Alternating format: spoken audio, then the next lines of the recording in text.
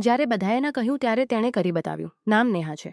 ઉંમર 29 વર્ષની થઈ ગઈ છે, પણ લોકો કહે છે કે હજુ પણ 24 કે 25 વર્ષની લાગે છે. કાળા ગાઢ વાળ કમર સુધી લાંબા, મોટી મોટી આંખો, ગુલાબી હોઠ અને ફિગર. અરે તમે જાતે જ સમજી લેજો. જ્યારે હું સફેદ કોટ પહેરીને ક્લિનિકમાં દાખલ થાઉં છું ત્યારે દર્દીઓની આંખો મારા ચહેરાથી નીચે તરફ ખિસકી જાય છે. ગામ પાસેના નાના ટાઉનમાં મારી આવાજ થોડી ભારે છે.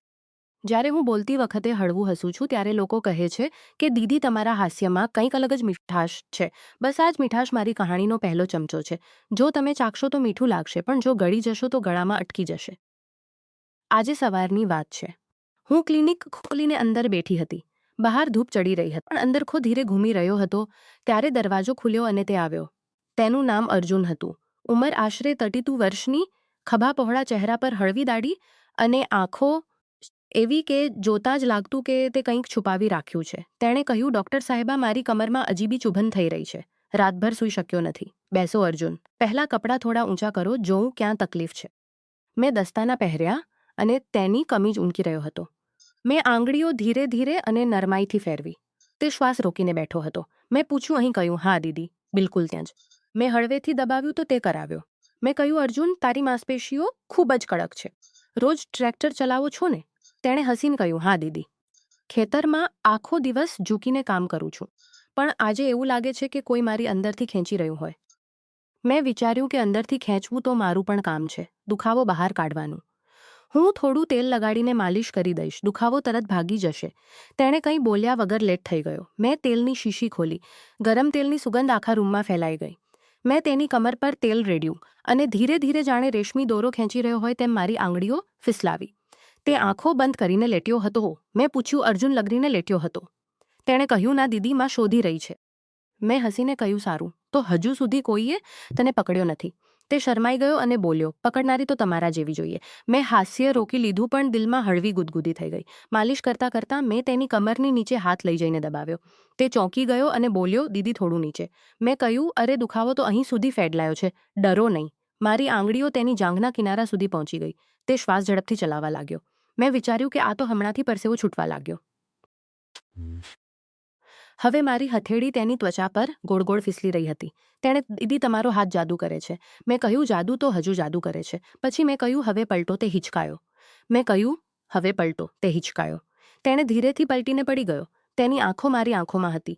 મેં તેના પેટ પર તેલ રેડ્યું. મારી આંગળીઓ નાભીની આસપાસ ઘૂમવા લાગી. તેણે કહ્યું, દીદી આ ખૂબ ગુદગુદાવે છે.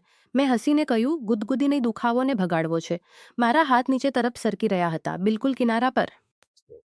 તે શ્વાસ રોકીને જોઈ રહ્યો હતો.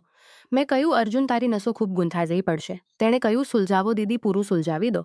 હવે રૂમમાં ફક્ત પંખાની આવાજ અને અમારા શ્વાસની આવાજ હતી. મેં તેની પેન્ટની બેલ્ટ પર આંગળી રાખી, બસ છુઆ. તે ચોંકી ગયો. મેં કહ્યું, અરે બેલ્ટ ઢીલી કરો, નાડો દબાઈ રહ્યો હશે. તેણે જાતે જ ઢીલો કરી દીધો. મારી આંગળીઓ હવે તેની જાંઘોના અંદરના ભાગ પર હતી. તે ધીરે ધીરે કરાવી રહ્યો હતો. મેં પૂછ્યું, અર્જુન, હવે બતાવ, દુખાવો ક્યાં છે? તેણે કહ્યું, દીદી હવે દુખાવો ક્યાંય બીજે થઈ ગયો છે. મેં હસીને કહ્યું, ક્યાંય બીજે બતાવો જરા. તે શરમાઈ ગયો. મેં કહ્યું, ડરો નહીં, હું ડૉક્ટર છું. બધું ચેક કરી. મેં જોયું કે તેના અંડરવેર પર તેલનો ડાઘ થઈ ગયો હતો. મેં હસીને કહ્યું, અરે તેલ અહીં સુધી પહોંચી ગયું. તેણે, દીદી તમારો હાથ? મેં કહ્યું, હાથ તો હજુ રૂક્યો નથી. મેં આંગળીઓ ફેરવી, બિલકુલ કિનારા પર અંદર ન ગઈ. તે શ્વાસ ઝડપથી ચલાવવા લાગ્યો. મેં કહ્યું, અર્જુન, તારી નસો ખૂબ ગરમ છે, એને ઠંડુ કરવું પડશે. પછી મેં ફ્રીજમાંથી આઈસ પેક કાઢ્યું અને તેની જાંઘ પર રાખ્યું. તે સિહરી ગયો. મેં કહ્યું, હવે ગરમીએ ઠંડક બંને લગાડીશ, અને બીજા હાથથી ગરમ તેલ લગાડ્યું. તે વચ્ચે ફસાઈ ગયો, ગરમી અને ઠંડક વચ્ચે. તેણે કહ્યું, દીદી તું શું કરે છે? પણ મારી આંખો શરારત કરી રહી હતી. હવે મેં તેને કહ્યું, અર્જુન, એક એક્સરસાઇઝ કરવી પડશે, ઊભો થા. તે ઊભો થયો. મેં કહ્યું, મારી સામે ઊભો થા અને પગ ફેલાવ. તે ઊભો થયો. મેં તેની સામે ઘૂંટણીએ બેસી ગઈ. મારી આંખો તેના પેટની સામે હતી. મેં કહ્યું, હવે હું તારી કમર પકડીશ, તું ઝૂક. મેં તેની કમર બંને હાથથી પકડી. મારી આંગળીઓ તેની ત્વચામાં ધસી ગઈ. તે ઝૂક્યો અને ચહેરો મારા ચહેરાની ખૂબ પાસે આવી ગયો. મેં તેનો શ્વાસ મારા ગાલ પર અનુભવ્યો. મેં કહ્યું, હવે સીધો થા. તે સીધો થયો. પછી મેં કહ્યું, હવે મારી કમર પકડ. તે હિચકાયો. મેં કહ્યું, પકડના, હું પણ ઝૂકીશ. તેણે મારી કમર પકડી. તેના હાથ ગરમ હતા. મેં ઝૂકી તો મારો કોટ ઊંચો થઈ ગયો અને મારી કમીજનો કિનારો દેખાવા લાગ્યો. તે જોતો રહ્યો. મેં કહ્યું, અર્જુન, તારો હાથ ધ્રુજી શું રહ્યો છે? તેણે કહ્યું, દીદી તમે ખૂબ સુંદર છો. મેં હસીને કહ્યું, સુંદરતા તો ઇલાજમાં મદદ કરે છે. પછી મેં કહ્યું, હવે મારા ખભા પર હાથ રાખ, હું તને સ્ટ્રેચ કરાવીશ. તેણે રાખ્યો. મેં તેનો હાથ ધીરેથી દબાવ્યો. તે મારા ખભાથી નીચે સરકવા લાગ્યો. મેં કહ્યું, રોક, અહીં જ રોકવું છે. પણ તેનો હાથ રોકાયો નહીં. મેં કહ્યું, અર્કીને જોયું? તો તે શરમાઈ ગયો. મેં કહ્યું, અર્જુન ખોટી જગ્યાએ દબાવી દીધું.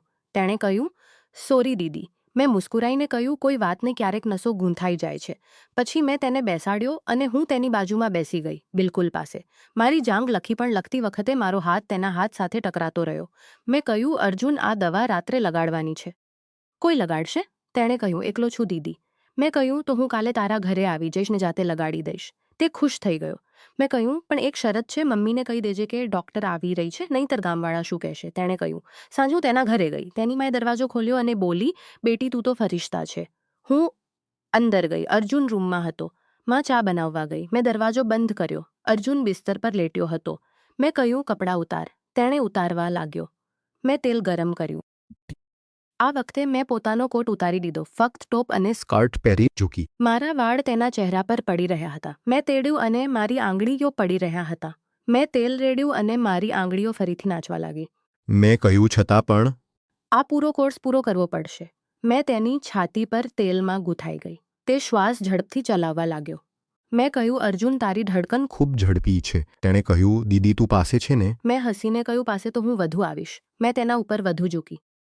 મારી છાતી તેની છાતીને છૂઈ જવાની હતી. ત્યારે દરવાજો ખટખટાયો. માં ચા લઈને આવી ગઈ. મેં તરત જ હટી ગઈ. માં બોલી, બેટા, ચા પી લે.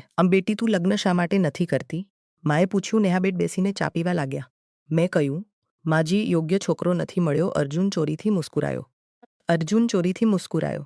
સૂતી વખતે વિચાર્યું કે આ અર્જુન કંઈક અલગ છે. તેની આંખોમાં કંઈક હતું જે મને ખેંચી રહ્યું હતું. પણ હું ડૉક્ટર છું અને તે પેશલ હતી. આગળના કેટલાક દિવસોમાં અમે રોજ મળતા રહ્યા. ક્યારેક ક્લિનિકમાં તો ક્યારેક તેના ઘરે. દર વખતે માલિશ અને દર વખતે થોડું વધુ પાસે. એક દિવસ મેં કહ્યું, અર્જુન, હવે તું મને માલિશ કરવાનું શીખ. તેણે મારી કમર પર હાથ રાખ્યો. તેના હાથ ધ્રુજી રહ્યા હતા. મેં કહ્યું, ડરો નહીં, દબાવ. તેણે દબાવવા લાગ્યો. મારા શ્વાસ ઝડપી થઈ ગયા. મેં આંખો બંધ કરી લીધી. તેનો શ્વાસ ઝડપી થઈ ગયા. મેં આંખો બંધ કરી લીધી. તેનો હાથ નીચે સરકવા લાગ્યો. મેં કહ્યું, અર્જુન, બસ. તે રોકાઈ ગયો. તેણે કહ્યું, સમજુ છું દીદી, પણ દિલ નથી માનતું. પછી એક દિવસ વરસાદ ન આવ્યો. વીજળી પણ ન ગઈ, પણ કંઈક બીજું થયું. હું ક્લિનિકમાં એકલી હતી. અર્જુન આવ્યો અને બોલ્યો, દીદી, આજે દુખાવો ફરી શરૂ થઈ ગયો. મેં કહ્યું, આજે કંઈક નવું ટ્રાય કરીશું. મેં એક મશીન કાઢ્યું. મેં તેની છાતી પર લગાડ્યા. કરંટની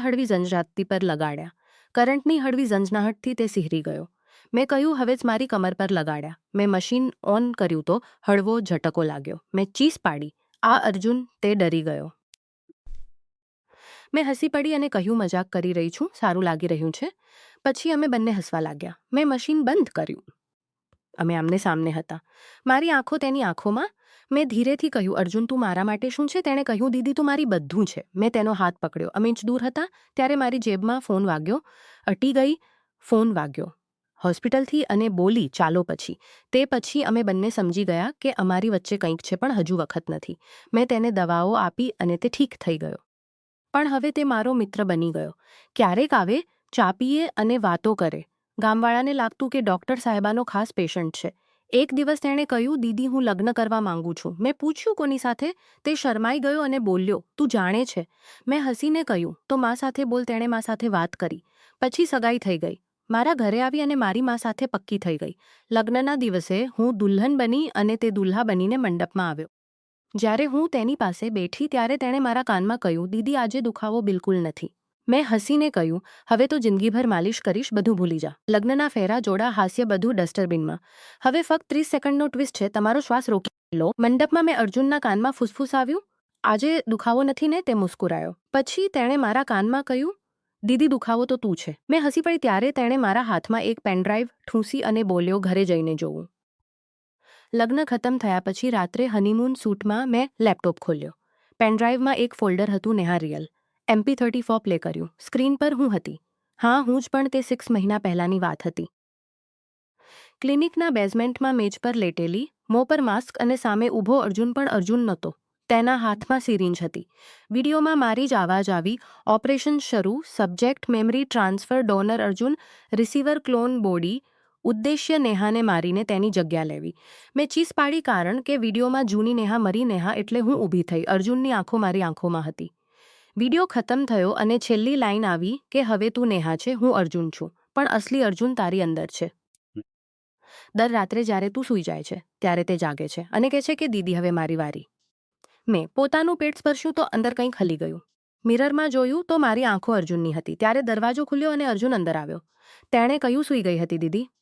મેં મુસ્કુરાઈને કહ્યું, ના, હવે જાગી ગઈ છું. અને મેં તેનું ગળું બંને હાથથી દબાવી દીધું, કહેતા હવે તું સૂઈ જા હંમેશા માટે. લાઇટ બંધ થઈ ગઈ. પણ આ બધા રહસ્યો ખુલ્યા પછી મને સમજાયું કે જે વ્યક્તિને હું સૌથી વધુ વિશ્વાસ કરતી હતી તેણે મારા જીવનને જ ખતરામાં મૂકી દીધું હતું. તેણે મારા પ્રેમ અને વિશ્વાસનો દુરુપયોગ કર્યો હતો. છેવટે તેણે પોતાનું જ જીવન ગુમાવ્યું. હું હવે એકલી છું પણ મારી ઓળખ માટે લડતી રહીશ. આ કહાણી એ યાદ અપાવે છે કે વ્યાવસાયિક સંબંધોને વ્યક્તિગત ઈચ્છાઓ સાથે ભેળવી દેવા જોઈએ નહીં અને ક્યારેય પણ કોઈના બાહ્ય આકર્ષણ પર આંધળો વિશ્વાસ ન કરવો, કારણ કે એક ખોટો વિશ્વાસ આખું જીવન બદલી નાખી શકે છે.